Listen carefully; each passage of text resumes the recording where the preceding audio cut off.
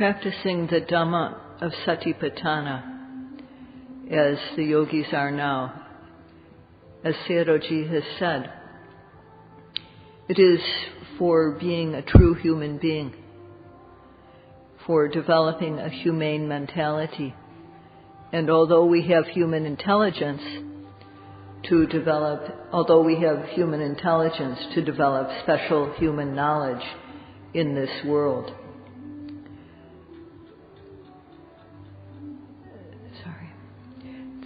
It is to develop the qualities that a good person should have. So one needs to work to create these qualities. They don't arise naturally. And even worldly education is something that has to be learned. And now, the type of work that we are doing now is more important. There's a way to make oneself a true human being. There's a way to develop a humane heart, humane mentality, and a way to develop special human knowledge, even though we have human intelligence. So it's important to search for this way. One should have an inquiring mind. One should investigate. And if one searches, and if one finds someone who is able to teach this method, if one meets up with a good spiritual friend, then one should use the method that that person teaches. If one uses it systematically, then there will be benefit to the extent that one uses the method. One needs to work systematically. Meditation practice is something that doesn't happen haphazardly. It's something that one should make a plan to do. It's undertaken according to a plan. So it's a task that we need to make a specific plan to do. The yogis should understand this.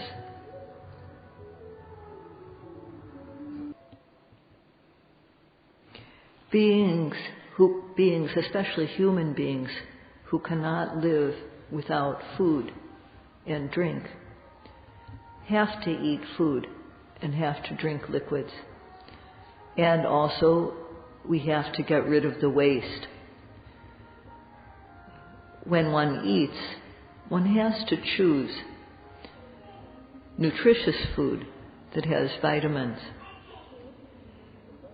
And one has to eat suitable food regularly. And in the same way, one has to avoid eating what is unsuitable. Especially, one has to avoid eating what is poisonous. When we know a certain food is suitable for us, and we eat it, then we can get good health. And we can gain full strength so that we'll be able to do things for our own benefit and for the welfare of others. When we eat what is unsuitable for us, we get bad results immediately. And unsuitable food can even take away the energy that we have. So this ability to reflect on what food is good for us, what food is not, is something that parents should teach their children from a young age.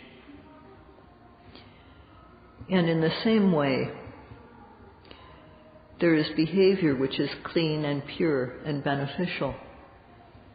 Things to do, say, think. And parents and teachers need to point out to their children and students what these behaviors are. And they need to point out that to the extent one does these pure and clean behaviors, one will get good results.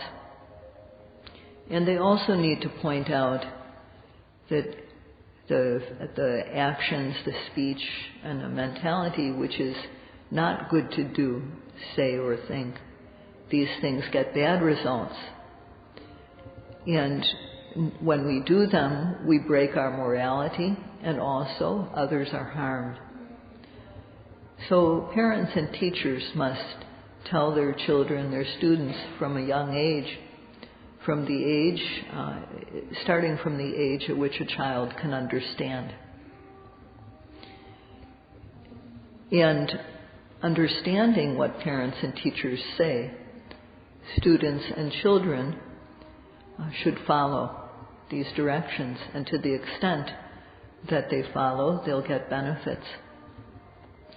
If one is a human, it's important to be a true human being. It's important to have a humane heart, a humane mentality.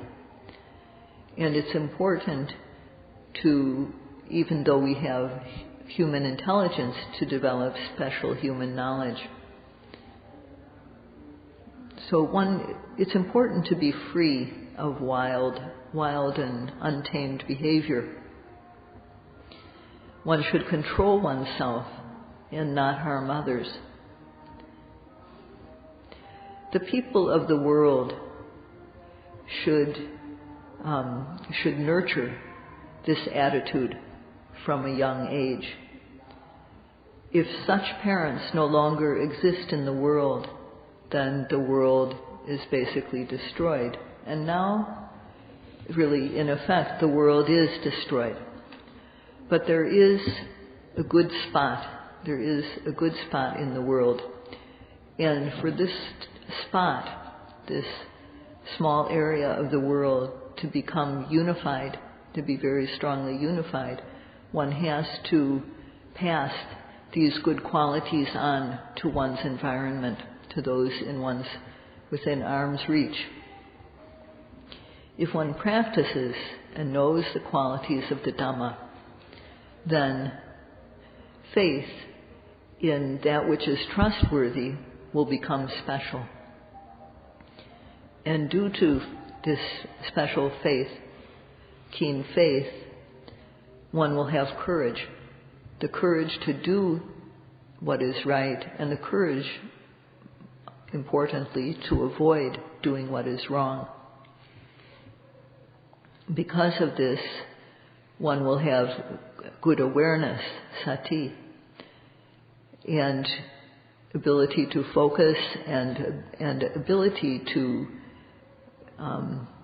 reflect on what is beneficial and what is not beneficial, what is suitable and what is not suitable before one undertakes an action.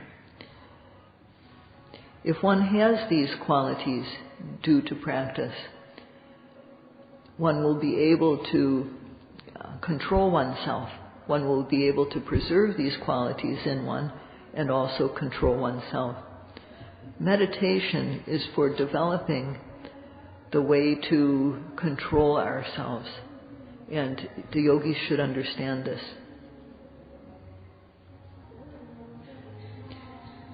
When our basic morality is complete, then from there one who wants to develop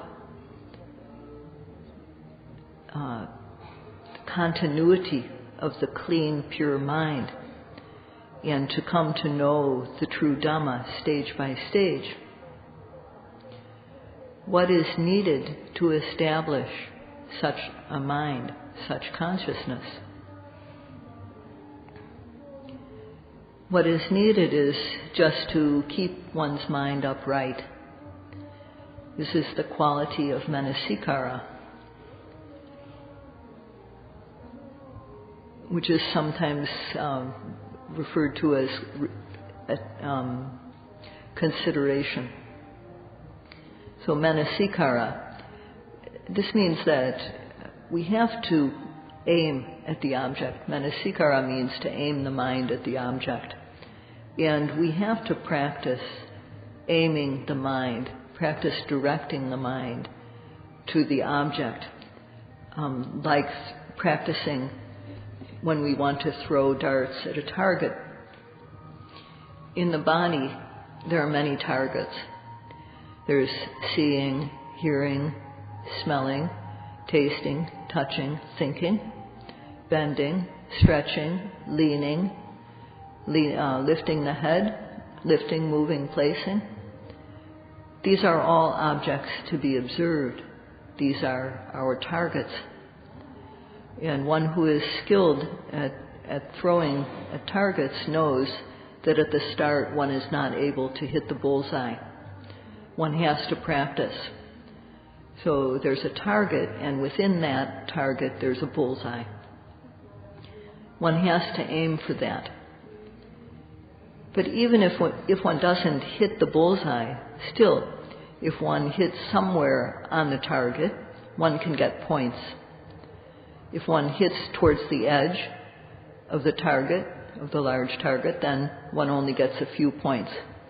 And the closer one gets to the bullseye, one gets more points. When one hits the bullseye, then one gets full points. So people who want to establish samadhi, collectedness of mind, and from there to develop knowledge, they have to do target practice. And this means to observe every arising object in the body. The objects arising in the body, these are our targets. And just like there's a field of observation, a large area at which to look, there's a small object within that. So there's just like there's the big target and then the bullseye.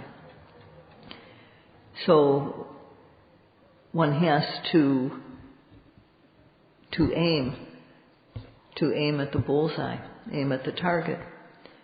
And one has to practice doing this.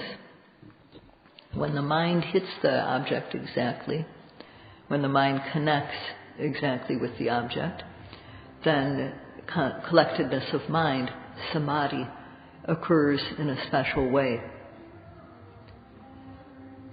So when we practice, we apply effort and aim, and in doing this, samadhi develops.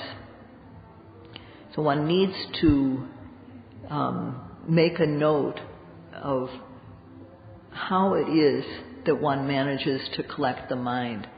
And this is called nimeta gaha, that one, there needs to be some, how should I say it?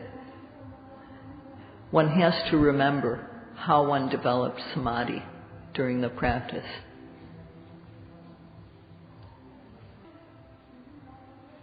Practice is to gain Vipassana samadhi. And Vipassana is to see the individual and common characteristics of mind and matter which are related as cause and effect.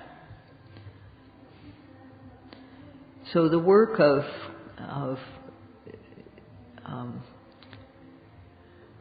developing the knowledge of the true nature of mind and matter, this is Vipassana. And to do this, we have to observe the immediately arising object in our being when they arise. And because of applying ardent effort and accurate aim, the mind falls collectedly on the object. This mind falling collectedly on the arising object is Vipassana samadhi, the collectedness of mind in Vipassana. So for Vipassana samadhi to arise, sometimes everything goes well and we're able to develop it. And sometimes things don't go right and we can't get it. So when things are not going right, we have to remember what it was like when they went right and we were able to develop Vipassana samadhi. How did it happen? When was it? Where was it? Were we doing walking? Were we doing sitting? So how was it? When was it that the khanika samadhi, the momentary Vipassana samadhi, occurred before?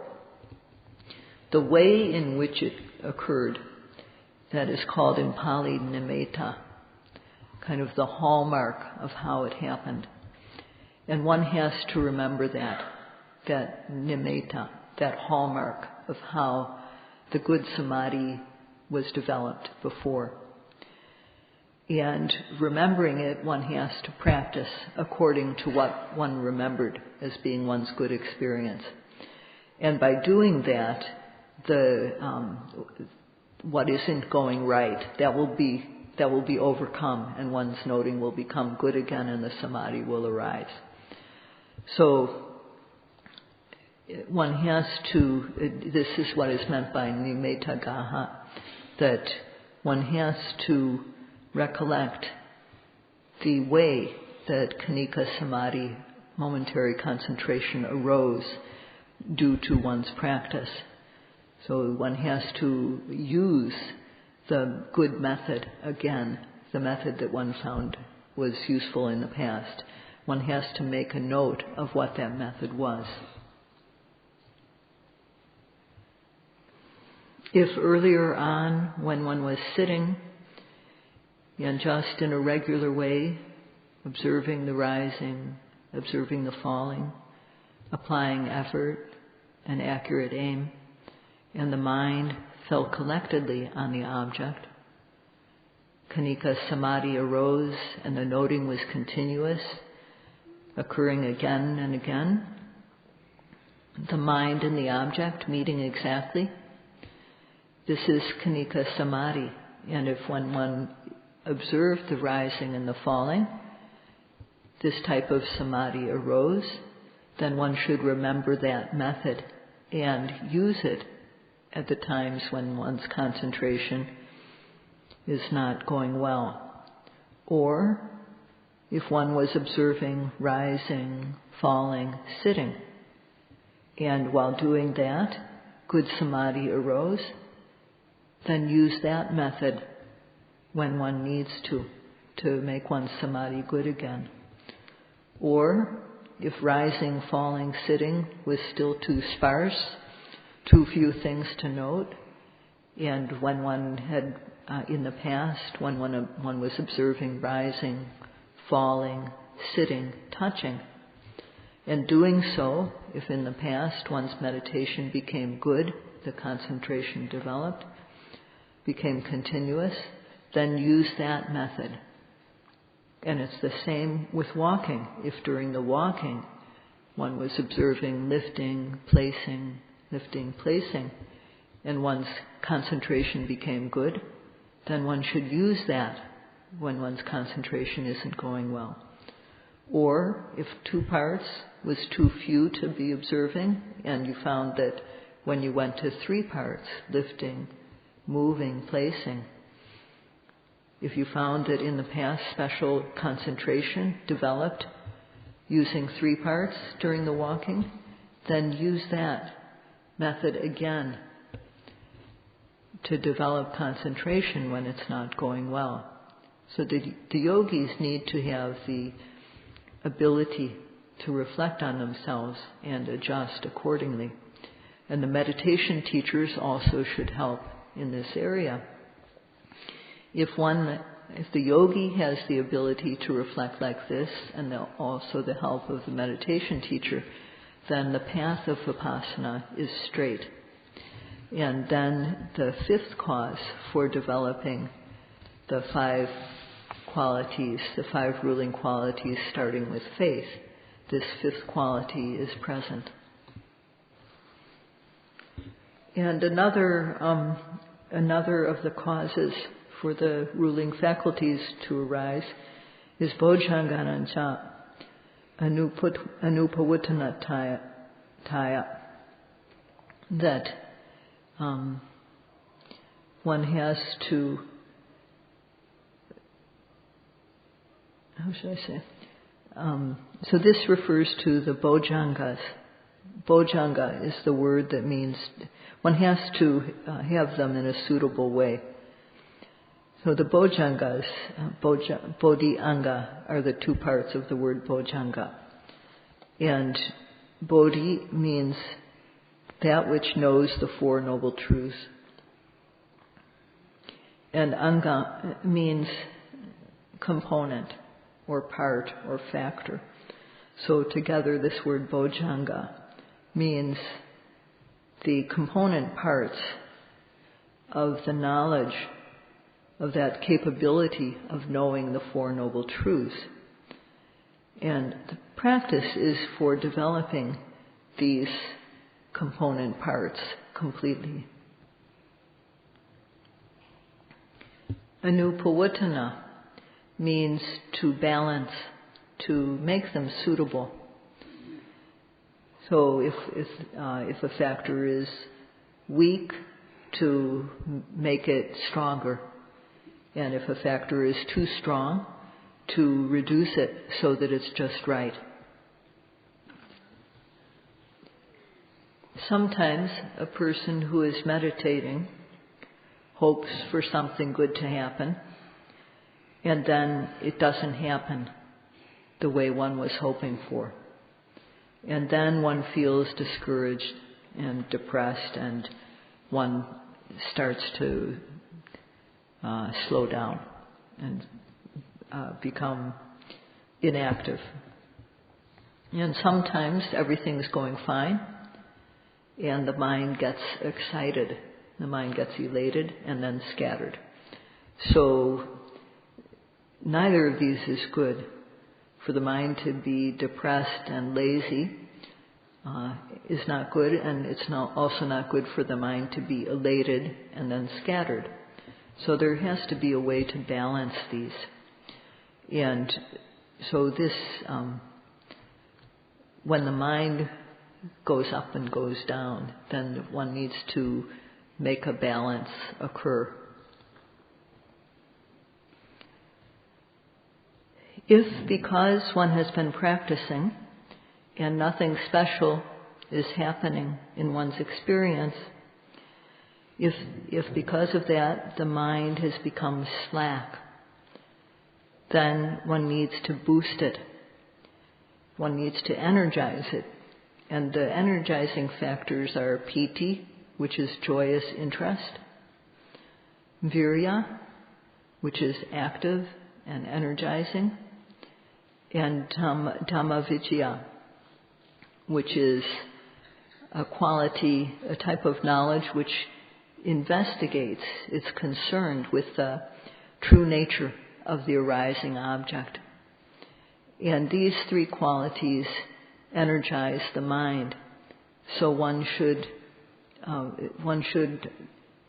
observe these three qualities to make the mind more active when the mind is slack. When the mind has become overactive, then one needs to calm it. And the ways to do that are the factor of passaddhi, or tranquility,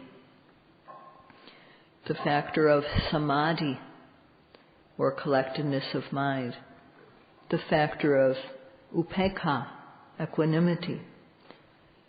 If one observes these three qualities, they make the mind, they help the mind not to be overactive. So one should observe these qualities and make them strong. This is one way to balance the factors of enlightenment as needed when the mind is either slack or overactive. Tomorrow, Sayadaw will speak about the 7 bojjhangas, the factors of the knowledge which knows the Four Noble Truths. So if the mind is overactive, or if the mind is slack, then one needs to use these qualities to bring it back into balance, So Sayadaw will speak about this tomorrow, how to do this. And today the hour is up, so Sayadaw will stop for now.